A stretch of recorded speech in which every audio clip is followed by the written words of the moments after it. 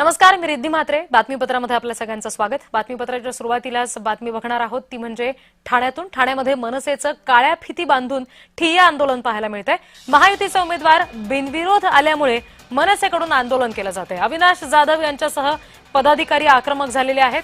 अपक्षांसह महाविकास आघाडीच्या उमेदवारांना पैशांचं आमिष दाखवलं गेलं असा आरोप मनसेकडून महायुतीवर करण्यात आलाय.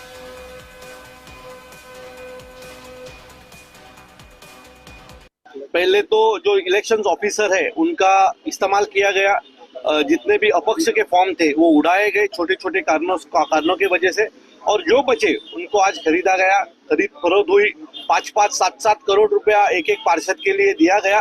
और मुझे लगता है अगर इतना पैसा दिया गया है तो वो लोगों ने खुद को बेच दिया। पहले ऐसे होता था, पहले इलेक्शन में वोटर को खरीदा जाता था, आज उम्मीदवारों को खरीदा जा रहा है।